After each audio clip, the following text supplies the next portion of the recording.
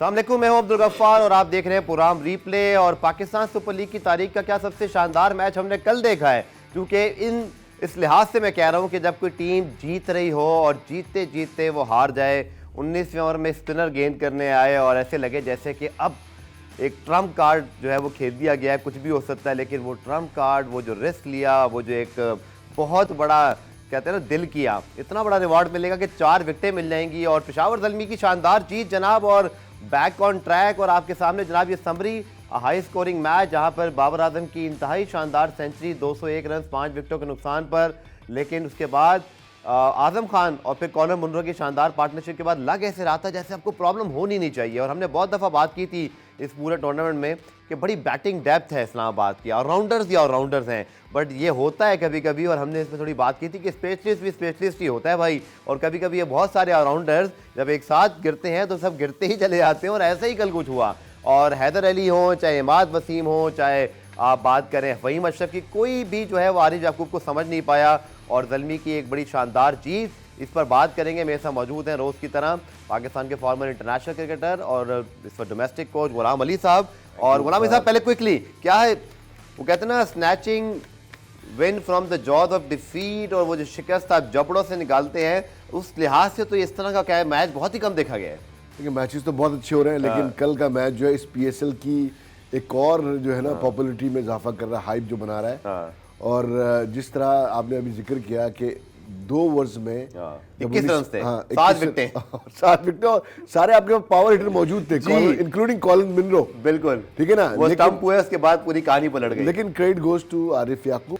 जब 19वां ओवर आपके पास तकरीबन 21 जो है वो रन हों, 12 गेंदें हों, आरिफ याकूब को जो गेंद दी गई, गुलाम भी आपको पहले क्या इस पे राय थी, ये मतलब कैसा डिसीजन है? और मैंने तो खैर वो देखा, आई थिंक बिल्कुल ही एकदम से कमर्शियल्स के बाद जब वो गेंद फेंकी उन्होंने और स्टंप हुए, तो तभी समझ में आई कि इतना बड़ा गैम्बल जो है वो फौरन काम कर गया। बट आरिफ याकूब एक रेपुटेशन लेकर तो आए थे कि ग्रिप अच्छी है, उनका कंट्रोल बहुत अच्छा है। But how was that decision जो था वो आर्या पार की सिचुएशन थी।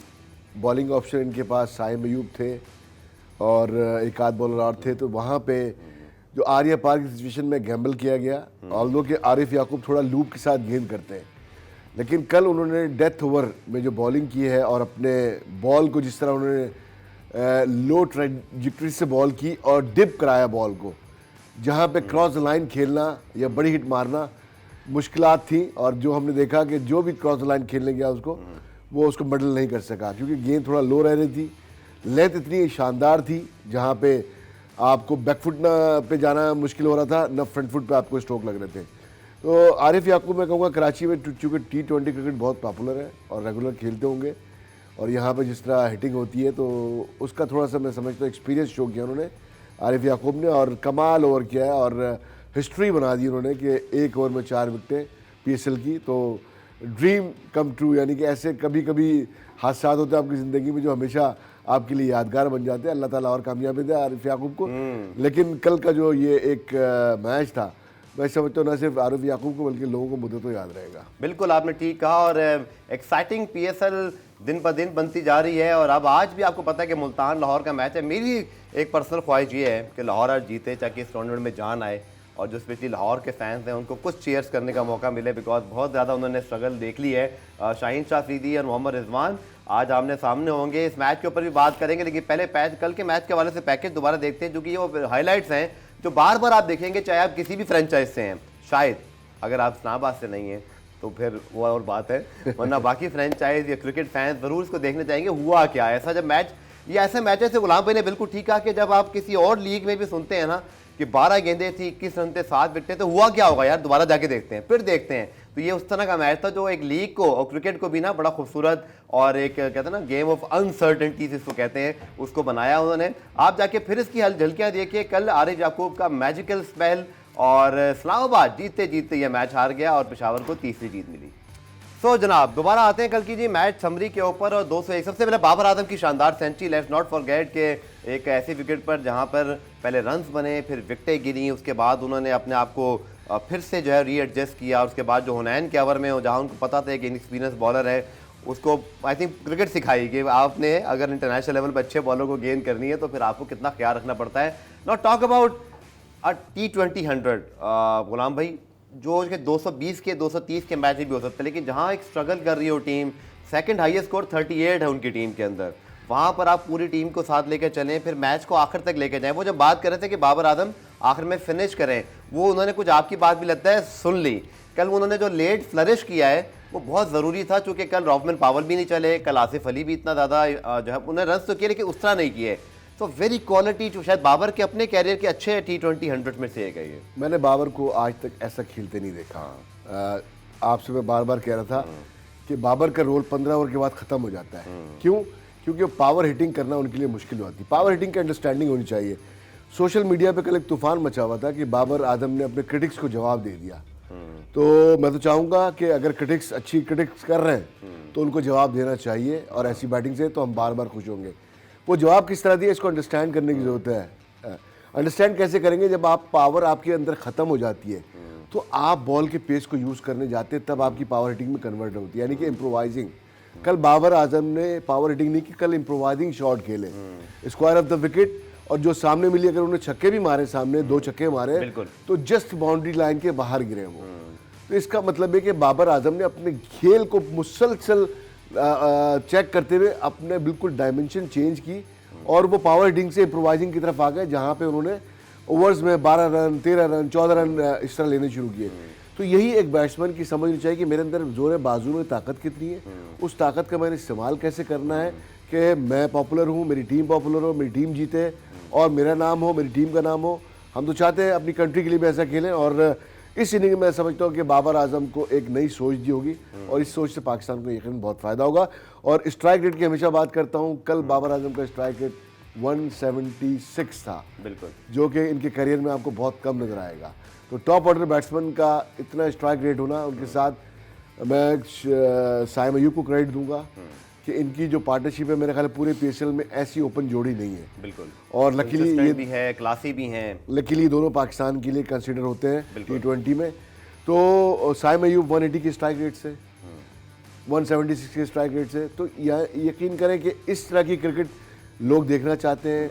आपको हर बॉल पे छक्के चौके आपको नहीं चाहिए, आप कितने गेम को अंडरस्टैंड करते हुए कितनी जहानत से इस खेल को खेलते हैं और सामने वालों को हैरान करते हैं, ये कल शो किया इन लोगों ने। कुछ चीज़ें क्रिकेट के अलावा भी होती हैं। कल बहुत रेयर हम ऐसा देखते हैं कि बाबर आजम की जो वालदा साहिब हैं वो खुद ग्राउंड पर आए और बाबर ने उनको जो है आप देखेंगे कितना खुश थे, और जब वालदा की दुआ भी साथ हो, वालदा ग्राउंड में हो और ऐसी परफॉर्मेंस हो जाए, तो फिर आप अंदाज़ा लगाएं कुछ चीज़ें क्रिकेट के अलावा भी होती हैं और उनको भी हमें ज़रूर याद रखना है। तो कल ब्लेसिंग उनके साथ थी, उनके ग्राउंड में मौजूद थी, वालिद भी और वालदा भी। इस फीलिंग का अंदाज़ा नहीं गफार आपको, बिल्कुल ये प्राइसलेस है। बिल्कुल, अगर आपके पेरेंट्स में से कोई ग्राउंड में मौजूद हो और ऐसी सेंचुरी बना दें, जबरदस्त, इसकी फीलिंग का कोई आपको अंदाजा नहीं। बिल्कुल, ये एक बिल्कुल है ना ऐसी फीलिंग है जो आप सिर्फ महसूस कर सकते हैं, बट बाबर आजम ने क्या फील किया होगा ये वही जानते हैं, और उनकी वालदा भी। प्रोग्राम में ब्रेक शामिल करते हैं, ब्रेक से जब वापस आएंगे तो कल के मैच के ऊपर भी कुछ एनालिसिस करेंगे, और फिर हमारे साथ जो है कुछ इंटरव्यूज भी मौजूद हैं, वो भी आपको दिखाएंगे। Short commercial break.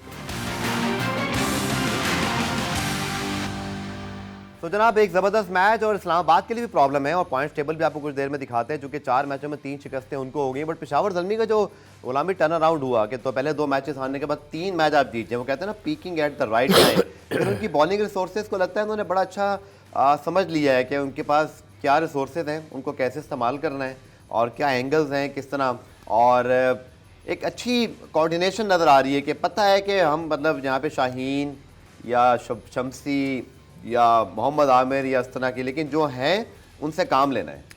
मैं समझता हूँ कि थोड़ा बॉलिंग में इशूज़ आ रहे हैं पेशावर ज़ल्मी को, और यहाँ आमिर जमाल नो डाउट कि थोड़ा सा पहले कुछ मैचों में परफॉर्म नहीं हुआ, लेकिन उनको कंसीडर करना चाहिए क्योंकि आप 2 विकेट कीपर के साथ खेल रहे हैं, हारिस के साथ और हसीब के साथ। तो आप इनमें से एक को माइनस करके एज ए ऑलराउंडर आप आमिर जमाल को यूटिलाइज़ कर सकते हैं, एज ए पिंच हिटर भी यूज़ कर सकते हैं, जहाँ एक्सलरेट करना हो वहाँ पे भी इस्तेमाल कर सकते हैं, लेकिन आपका बॉलिंग ऑप्शन बढ़ जाएगा। ज़रूरत इस बात की है उनके रोल को डिफाइन किया जाए कि वो बॉलिंग में वो किस रोल में आएंगे और बैटिंग में किस रोल में आएंगे। तो बैटिंग के साथ साथ इनकी बॉलिंग भी कवर अप हो सकती है, क्योंकि अगर आप देखें तो बॉलिंग ऑप्शन कम आ रहे हैं। बिल्कुल ठीक है, 3 ओवरसीज़ बॉलर्स के साथ जा रहे हैं, और आप फिर साइम अयूब से गेंद करा रहे हैं, आरिफ याकूब नो डाउट अच्छा कर गए। आपके पास ऑल्दो के इमर्जिंग में और भी बॉलर हैं, लेकिन आप ज़्यादा बॉलिंग अगर सिर्फ बॉलर खिलाते हो तो आपकी बैटिंग वीक हो सकती है। ठीक है, तो यहाँ आमिर जमाल का एक ऑप्शन है, इसको यूज़ कर सकते हैं। ठीक है। आप बताएं कि इस्लामाबाद से क्या गलतियां हो रही हैं? क्या जो हो वो कहते हैं ना टू मैनी ऑलराउंडर्स, कभी कभी फिर ऐसा भी होता है कि वो क्वालिटी जो है ना वो दोनों तरफ मेंटेन नहीं होती, ना बॉलिंग में ना बैटिंग में। इमाद वसीम का कोई रोल समझ नहीं आ रहा। हालांकि कराची के last year as a batsman तो बहुत शानदार खेल रहे थे, लेकिन उनकी जो बॉलिंग है उसमें कोई काट नज़र नहीं आ रही। बॉलिंग कब यूटिलाइज होनी है वो समझ नहीं आ रही, कभी ऊपर कभी नीचे। बैटिंग में भी इसी तरह उनका कोई रोल नहीं है। हैदर अली का कोई इम्पैक्ट अब तक नज़र नहीं आया। अगेन वो स्ट्रगल कर रहे हैं। शादाब खुद भी एक पहले मैच के बाद नीचे गए, वापस आ गए। तो कुछ ऐसे लगता है जैसे वो भी लाहौर के अंदर की तरह कहीं अपनी कंफ्यूजन का शिकार तो नहीं है, कुछ रोल जो डिफाइंस हैं उसमें कोई प्रॉब्लम हो रही है? बिल्कुल हो रही है, क्योंकि कल देखें, कल शादाब फिर वन डाउन आ गए। पहले मैच में वन डाउन आए थे, कंफर्टेबली मैच जीता, उसके बाद रोल चेंज हुए, कल फिर रोल चेंज हुए। तो यहाँ पे थोड़ा सा कन्फ्यूज़न नज़र आ रही है। और मैंने कुछ जगहों पे देखा कि हेड कोच है माइक हेसन, लेकिन अगर आप जो ब्रेक पीरियड होता है ड्यूरिंग फील्डिंग, वहाँ देखें तो अजहर महमूद थोड़ा फ्रंट पे नज़र आए, सम टाइम हैसन पीछे नज़र आए। तो मैनेजमेंट की कोऑर्डिनेशन अगर आपकी अच्छी होगी तो प्लेयर का रोल डिफाइन सही होगा, क्योंकि प्लेयर फिर पार्ट बन जाते हैं। कोई किसी कोच की तरफ चला जाता है, कोई किसी की। तो इतनी अच्छी टीम, इतना अच्छा कॉम्बिनेशन होने के बाद अगर रोल प्ले नहीं हो रहे हैं, डिलीवर नहीं हो रहा है, तो प्रॉब्लम एक जगह नहीं, प्रॉब्लम बहुत सारी जगहों। ठीक है, पॉइंट टेबल पे भी जनाब आते हैं, क्योंकि अब सूरत हाल काफ़ी क्लैरिटी के साथ सामने आ गई कि टॉप टीमें जनाब कौन होंगी। आप देख सकते हैं मुल्तान राइट एट टॉप, फिर कोयटा 6 जिनको जो है वो आप देखें ज़बरदस्त परफॉर्मेंसेस हैं। इसी तरह पेशावर ज़ल्मी के 6 पॉइंट, लेकिन कराची के जनाब 3 मैचों में 4 पॉइंट, वो भी ठीक ही जा रहे हैं। लेकिन इस्लामाबाद के लिए प्रॉब्लम है, चूँकि 4 में से 3 मैच हार गए हैं और लाहौर अब 5 के 5 मैच हारा हुआ है। सो क्या लगता है सर, लाहौर पे तो हम बात करेंगे क्योंकि उनका अगला मैच है, बट कराची बल्कि मुझे ब्रेक लेनी है, बल्कि न्यूज़ ब्रेक है, और न्यूज़ ब्रेक से जब वापस आएंगे तो फिर हम बात करेंगे और फिर कराची भी आपको लिए चलेंगे जहां पर पीएसएल की तैयारियां अरूज पर पहुंच चुकी हैं। प्रोग्राम रिप्ले में खुशामदीद। तो जनाब लाहौर और मुल्तान के बाद अब पीएसएल पहुंच रही है कराची और फिर रावलपिंडी, और कल कराची में जनाब कराची किंग्स मध्य मुकाबिल होगी इस्लामाबाद यूनाइटेड के। और गुलाम भाई, हम बात कर रहे थे कि पिच हवाले से कुछ पता चलना चाहिए, तो हमारे रिपोर्टर इमरान सिद्दीक इस वक्त हमें ज्वाइन कर रहे हैं नेशनल स्टेडियम कराची से। बहुत शुक्रिया इमरान ज्वाइन करने के लिए। पहले तो बताइएगा, इस वक्त कराची का मौसम भी आजकल बड़ा अच्छा है, हवा चल से बड़ी शानदार चल रही है और एकदम लगता है सर्दी जाते जाते हल्की हल्की वापस आई है, माहौल बड़ा प्यारा बन गया है। बट स्टेडियम में क्या सूरत हाल है इस वक्त? मैचेस के हवाले से तैयारी मुकम्मल है? जी बिल्कुल गफ्फार, पाकिस्तान सुपर लीग का दूसरा मरहला अब कराची में कल से शुरू होगा। इस्लामाबाद यूनाइटेड और कराची किंग्स की टीमें पहले मैच में मध्य मुकाबिल होंगी और कराची किंग्स ने कल जो यहाँ पर पहुंची थी, आज उन्होंने तैयारियों का सिलसिला शुरू कर दिया है और तवील नेट सेशन किया। आज कोयटा ग्लैडिएटर्स का प्रैक्टिस सेशन भी शेड्यूल था, लेकिन उन्होंने अचानक जो है उसको मनसूख कर दिया। चांद मसूद जो कि उनके कप्तान हैं, उन्होंने आज मीडिया से गुफ्तगू की और उन्होंने इस अज़्म का इजहार किया है कि जो पहले लेग में उन्होंने परफॉर्मेंस दिखाई है, 2 मैचेस जीते हैं, वो कराची में भी अपने होम ग्राउंड पर परफॉर्मेंस का सिलसिला जारी रखने की कोशिश करेंगे। न्यूजीलैंड के जो टिम साइफर्ट हैं, उन्होंने भी आज जो कराची किंग्स की टीम को ज्वाइन किया है और अवेलेबल होंगे वो चौथे मैच के लिए। और लग यूँ रहा है कि मोहम्मद इखलाक की जगह जो है वो टिम साइफर्ट को खिलाया जाएगा और नीचे डैनियल सैम्स जो हैं उनकी जगह अनवर अली को खिलाया जाएगा। अगर नेशनल स्टेडियम में तैयारियों की बात करें तो बिल्कुल तैयारियां जो है वो हतमी मराहिल में दाखिल हैं। आप देख सकते हैं कि पिचेस की तैयारी हो रही है, आउटफील्ड को हतमी शक्ल दी जा रही है, बाउंड्रीज जो है वो लगाई जा रही हैं। यहाँ पर तकरीबन फाइनल जो है वो काम जो है फाइनल है उसको बिल्कुल इख्तितामी मराहिल में है और कल से यहाँ पर लाइव एक्शन जो है वो नेशनल स्टेडियम कराची में शुरू होगा। तो कराची किंग्स और इस्लामाबाद यूनाइटेड की टीमें पहले मैच में मध्य मुकाबिल होंगी और कल शाम यहाँ पर लाइव एक्शन शुरू होगा। अब सबकी नजरें कि पिच कैसा खेलेगी, तो इमरान पिचेस की अभी आपने स्क्वायर तो दिखाया जहाँ पे तैयारी चल रही है, पिचेस के हवाले से क्या है? कोई हाई स्कोरिंग मैचेस है? पिंडी में तो 240 260 तक भी बने, बट कराची थोड़ा कंपेटिटिव रहता है। और मैं याद है मुझे रन चेजिस का कोई पैटर्न भी यहाँ पे बड़ा था कि टॉस जीती है मैच जीती, ये भी चलता रहा पिछले 1-2 सीजन में, बट इस बार क्या होगा? बिल्कुल गफार, जिस तरह आपने पिच की बात की तो हमेशा की तरह कराची में आपको पता है कि जो है वो काफ़ी बनते हैं, तो इस मरतबा भी यही देखने की उम्मीद है कि अच्छे छक्के चौके लगेंगे और अच्छे पिचेस होंगी, जिसमें बैट्समैनों के लिए भी हेल्प होगी और बॉलर्स के लिए भी कुछ ना कुछ ज़रूर होगा। जहाँ तक आपने बात की क्राउड की, तो वीक डेज़ पे तो जो टिकट्स की फ़रोख्त का सिलसिला है वो हमें सुस्त-रवि का शिकार थोड़ा-सा नज़र आ रहा है, लेकिन वीकेंड पर डिमांड जो है वो काफ़ी ज़्यादा है। तो क्योंकि स्टेडियम बहुत बड़ा है, वीकडेज़ पे इसको भरना थोड़ा-सा मुश्किल काम ज़रूर है बनिस्बत रावलपिंडी, मुल्तान या लाहौर की, क्योंकि वहाँ पर 20,000 तमाशाई भी आएँ या 18,000 या 15,000, तो ग्राउंड जो है वो खचाखच भरा हुआ हमें नज़र आता है। लेकिन यहाँ पर ग्राउंड को अच्छी तादाद में अच्छे स्पेक्टेटर्स दिखाने के लिए तकरीबन 25,000 22,000 तमाशाइयों की ज़रूरत होती है, जो कि एक वीकडेज़ में मुश्किल काम है। वीकेंड पर ये मैचेस ज़रूर आपको हाउसफुल देखने में आ सकता है, और आने वाले मैचेस में जो कि इख्तितामी मैचेस होंगे, जो कि सनसनीखेज़ होते हैं, जो कि डिपेंड करती हैं टीमें एक दूसरे के मैचेस के ऊपर, उसमें भी अच्छा क्राउड देखने को मिल सकता है। चलो, बहुत शुक्रिया इमरान। और वैसे मुझे लगता है कि थोड़ी सी और एडवर्टाइजिंग ज़्यादा होनी चाहिए, शहर के अंदर पता चलना चाहिए। और वो तो अभी कुछ पता चल रहा है, क्योंकि ज़ाहिर बात है टीमें मौजूद है तो थोड़ा सा ट्रैफिक बढ़ जाता है, तो वो तो नजर आए। लेकिन मुझे लगता है थोड़ी सी एडवर्टाइजिंग भी होनी चाहिए ताकि लोग मुतवज्जे हों कि जी लीग अब यहाँ आ गई है। और कुछ मुझे नज़र आए, लेकिन इससे ज़्यादा भी होनी चाहिए। मुझे याद है जब शुरू में PSL आती थी तो इन स्टेडियम के अतराफ कभी ट्रॉफी लगा दी जाती थी, कभी वो FTC के सामने जो है वो आपके एक पूरा जो नो एक मॉडल बनता था। तो वो चीज़ें होनी चाहिए, इससे कराची को आप थोड़ा अट्रैक्ट कर पाएंगे। बट आप क्या लगता है गुलाम भी, आपका तो होम ग्राउंड है, किस तरह की पिचेस हम स्पेक्ट करें इस PSL में कराची के अंदर? देखिए यहाँ पे पिचेस बनती हैं, 2-3 तरीके की पिचेस बनती हैं।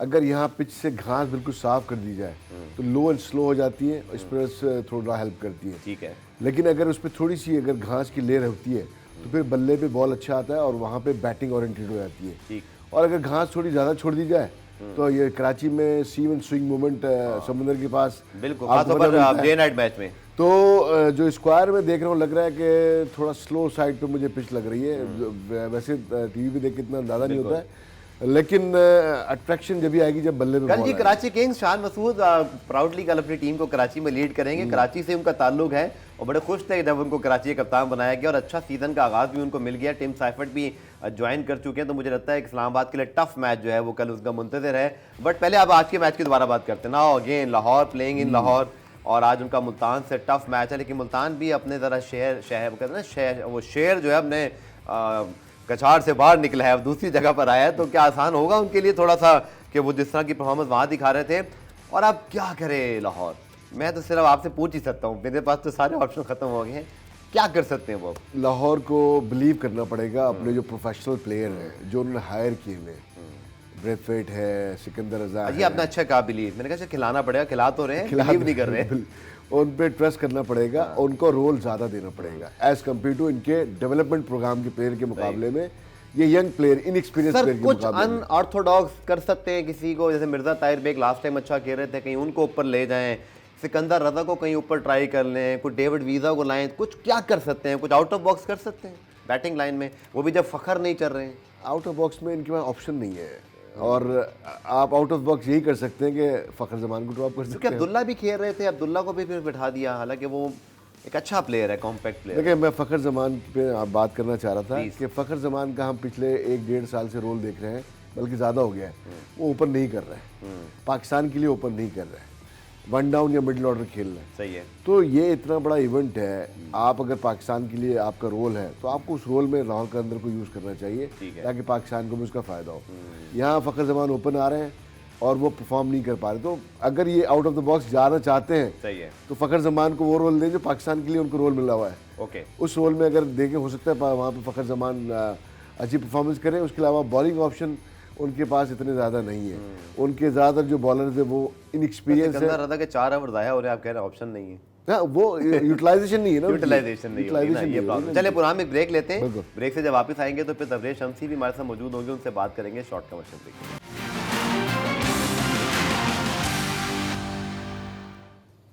तो जनाब PSL आ रही है कराची में, कल ज़बरदस्त मैच होगा कराची और इस्लामाबाद का, और कराची की टिकटों की कुछ इधर उधर से आवाज़ें हमें पढ़ना शुरू हो गई हैं। बट मैं ये कहूँगा टिकटें खरीदे जाकर और क्रिकेट से मोहब्बत का सबूत दें और ग्राउंड भरें, स्पेशली ये बहुत ज़रूरी है ताकि मुल्तान और लाहौर की तरह PSL का मज़ा आए। जनाब कल PSL में मैच है कराची में, तो कराची के एक बड़े टॉप प्लेयर जिन्होंने इस पर शानदार बॉलिंग की है अपने सेलिब्रेशन के लिहाज से बड़े इंपॉर्टेंट है, तबरेज़ शम्सी जनाब हमें ज्वाइन कर रहे हैं, उनका शुक्रिया भी अदा करते हैं। Tabraiz, thank you so much for joining us, welcome to Karachi, welcome to Pakistan as well, and welcome to PSL again. You've been the regular feature, but first of all, how you enjoy the PSL? Of course, Karachi-Lahore rivalry, and you played an important role in the victory of Karachi. Yeah, I hear from the local guys that it's a big rivalry, you know, not just on the cricket field, but between the cities as well. You know, it's two major cities of Pakistan. Both cities trying to be the best and you know, claim that title of being better than the others. So I think that spills over into the cricket side of things as well. And as a cricketer, it's nice to play in games like that have a little bit of an edge. So it just brings a lot more intensity out of the players as well. Yeah, it definitely helps. You know, obviously we've been playing away and we've come up with 2 good results. Playing at home is obviously a big benefit in the sense that, you know, the crowd supporting your own team. Right. If the team's in a little bit of trouble, the crowd gets behind the team and pushes us to, you know, pick our game up and try and get back in the team. And especially when we're dominating the opposition, the crowd lets the opposition know that they're busy losing the game. So that definitely helps, and we're certainly looking forward to, you know, playing in front of our home crowd and hopefully making them a lot happier. Now, Shamsi, you are very busy right now. Tomorrow is Karachi's game. You are in the practice right now. But my last question, and definitely we will ask you more questions in the next session as well. So how you enjoy the new captaincy of Karachi Kings? You played before in the PSL, but Shan Masood, the young captain, and of course he's leading Pakistan in Test cricket right now. And he is from Karachi, so you guys gonna play in Karachi under the captain of Karachi Kings, who is also from Karachi. So how you rate his captaincy overall, and a big turnaround for Karachi Kings because they were struggling in the last few seasons, but this time seems like you guys on track right now, and you guys must be you know, trying to continue this. Shan's been really great with his captaincy. You know, the calmness in the way that he's gone about captaining the team. I think that's you know, it's things that people maybe don't notice, but within the change room that makes a big difference. You know, if you've got a captain that's always panicking or always, you know, shouting and screaming and doing all those type of things. So when the pressure moments come, guys tend to, you know, start feeling nervous. Whereas the way he's gone about things, you know, he's been very calm about things, and all he wants us to do is just focus on the next game, which I think is good. You know, as a player out there in the middle, there's always pressure. You're always expected to perform. So when you have calm leadership like that, it definitely helps under pressure. Look, they're obviously a very strong team. There's no weak teams in the tournament, really. You know, all the squads are nicely balanced. And I think the approach is going to be no different to the first 3 games that we've played. As you can see, the guys are here training, working hard, trying to make sure that we do all our work behind the scenes so that when we go in the middle, you know, it just relaxes the guys, knowing that we've done all our work. And you know, cricket's a game of small margins. Sometimes you win, sometimes you lose. But what we can control as players is how much effort we put into our training and also in the game. So that's one thing that I can guarantee from players. That's what the fans are going to get. Yes. We're going to give it our all, 100% effort, and hopefully get some positive results. So much Tabrez Shamsi for your time, and wish you best of luck, especially when you stay in Karachi और आप हमारे शहर में मौजूद हैं. और कह रहे थे जनाब कि आसान नहीं है इस तरह की लीग में खेलना जहाँ तमाम 6 की 6 टीमें कंपेटिटिवनेस हो. और यही बात कल मैं वारसी वंडर डुसन से भी सुनी थी गुलाम भाई, उन्होंने कहा कि हमारे लिए तो इसलिए आसान नहीं है कि हर मैच ही मुश्किल है. कोई एक टीम भी हल्की हो तो चलो आप कम बैक कर ले. तो जैसे अगर आप वर्ल्ड कप खेल रहे हो तो एक बीच में कोई बांग्लादेश और जिम्बाब्वे मिल जाती है, ऐसा कोई सीन ही नहीं है. यहाँ 6 की 6 टीमें खतरनाक हैं. बट शान की बहुत तारीफ़ कर रहे थे कि जितने वो काम हैं, कलेक्टिव हैं. और वो जो हम बात कर रहे थे कि शान के आने से और जो नए हेड कोच हैं इनके सिमंस, क्या फ़र्क पड़ेगा? फ़र्क पड़ा है बिल्कुल. जो कामनेस नज़र आ रही है ड्रेसिंग रूम में और ग्राउंड में, वो हेल्प करी है. यहाँ पे लगता है तबरेज़ शम्सी का काफ़ी कप्तानों से वास्ता पड़ा है, जहाँ पे कई कप्तान एग्रेसिव ये वो पॉइंटिंग आउट ये लाइक शान मसूद कह रहे हैं कि वहाँ पे नर्वसनेस हो जाती है. और हम यहाँ देख रहे हैं कि थोड़ा सा लेकिन तबरेज़. अच्छा चलिए, मेरे लिए सरप्राइज, आप मेरे पास आपके लिए सरप्राइज भी. अच्छा, शान मसूद ने भी बात की मीडिया से आए, तो वो खुद क्या कहते हैं कराची में खेलने के हवाले से, वो भी देख लीजिए. चलो देखते हैं. देखें, बहुत एक्साइटेड है कराची में खेलने के लिए. एक नया डायरेक्शन है, नई टीम है। अपने होम फैंस के सामने खेलने का एक बहुत बड़ी ख्वाहिश रखते हैं हमारे सारे प्लेयर्स, और आई थिंक एक स्पेशल ओकेजन है कराची किंग्स के लिए। अच्छा स्टार्ट लिया PSL के लिए, लेकिन देखें अच्छी टीम वो होती है जो अपनी गलतियों से सीखती है, अपने पॉजिटिव से बिल्ड करती है, और हमारी कोशिश यही होगी कि कल के मैच में एक और अच्छी परफॉर्मेंस। तो आपने देखा शान मसूद वेरी एक्साइटेड। तो सर जी क्या लगता है आज कौन जीत सकता है? मैं तो कहता हूँ लाहौर जीत जाए, जरा मैच में PSL में जान आ जाएगी। बट अब आपकी रियलिस्टिक सोच क्या है? हम तो ये फैन बन के बात कर रहे हैं, तो एक टीम अपने होम ग्राउंड से निकल के दूसरी टीम के होम ग्राउंड पे आ रही है। हाँ। तो अब उनकी मुश्किलात क्या होंगी, ऑल्दो कि वो अभी टॉप पे टेबल पे। तो लेकिन ये कि कोई चांस देंगे लाहौर को? मैं देना चाहूँगा, है ना? मिल के दुआ करते हैं लाहौर जीते, क्योंकि लीग के लिए अच्छा होगा। हम चाहते नहीं 6 के 6 मैच आ रहे हैं। ये हमारी अच्छी टीम है, उन्होंने लीग को उठाया है मुश्किल वक्त में, कभी साथ भी देना चाहिए। ख्वाहिश हमारी है, बिल्कुल ख्वाहिश भी है। और मेरी best wishes, I am sorry Multan, इस वजह से कि अगर ये आज छठा मैच हार गए तो लीग जो है एक तरफा हो जाएगी। बहुत शुक्रिया गुलाम भाई, बड़ा मजा आया आज भी शो में, और इंशाल्लाह कल भी बात करेंगे, क्योंकि अब लीग मूव हो रही है कराची पिंडी में। आपको इसके हवाले से भी अपडेट देते रहेंगे। प्रोग्राम रिप्ले में आज के लिए इतना ही, कल दोबारा से मुलाकात होगी, तब तक के लिए अल्लाह।